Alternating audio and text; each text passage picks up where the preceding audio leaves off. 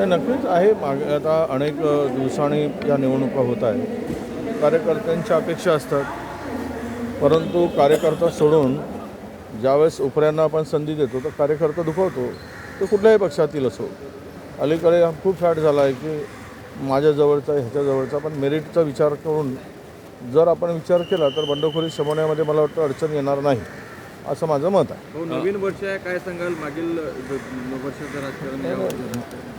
नवीन वर्ष महाराष्ट्रातील तमाम जनतेला सुखाचं, समृद्धीचं, भरभराटीचं जावं, शेतकऱ्याच्या जीवनात आनंद येवो, बेरोजगाराच्या हाताला काम मिळो आणि भ्रष्टाचारमुक्त महाराष्ट्र होण्यासाठी या सरकारला सद्बुद्धी मिळो, एवढीच अपेक्षा या नवीन वर्षाच्या निमित्तानं सरकारकडून आहे.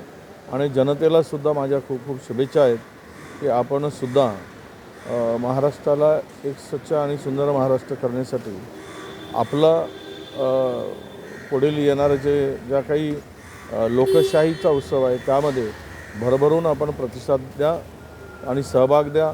आणि ह्या लोकशाहीच्या उत्सवामध्ये आपण निपक्षपणे एक सुंदर महाराष्ट्राचे स्वप्न पूर्ण करण्यासाठी ज्यांच्याकडून अपेक्षा असतील त्यांना आपण निवडून द्या, अशीच मी शुभेच्छा महाराष्ट्रातील तमाम जनतेला देतो. हो, पालिका निवडणूक 2025 मध्ये जाहीर झाली असली, 26 मध्ये निकाल येणार आहे. काय वाटतं, नवीन वर्षाचं काँग्रेसच्या पद्धती चांगलं येईल? नाही, निकाल नक्कीच चांगला येईल.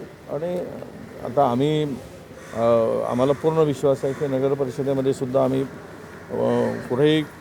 कुठलीही आर्थिक आमच्याकडे काही पाठबळ नसताना जनतेने जे मॅन्डेट दिलं, जनतेने जे जो काही मतदान केलं त्यावरून महानगरपालिकेमध्ये नक्कीच जनता मतदार आम्हाला निवडून देईल. आणि महाराष्ट्रातील अनेक महानगरपालिकावर आपल्याला सत्ता बदल झालेला दिसेल. खरं तर अनेक ठिकाणी तिकीट वाटपामध्ये गोंधळ झाला पाहायला मिळाला. चंद्रपुरात भाजपच्या जिल्हाध्यक्षावर कारवाई झाली, तर काँग्रेसच्याही खासदारांनी तिकीट विकल्याचे आरोप होऊ लागले. नाही, तर मला माहीत नाही, कारण खासदारांनी म्हटलं की मी जबाबदारी घेते या सगळ्या निवडणुकीची.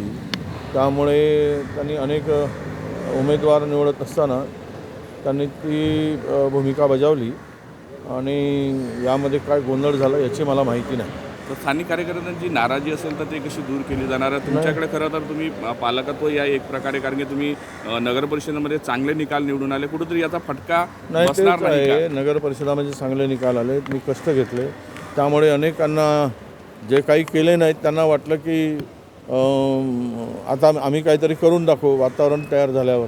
त्यामुळे तिकीट वाटपामध्ये बऱ्याच जणांनी ते हस्तक्षेप केला आणि त्यातून काही प्रमाणात गोंधळ झाला.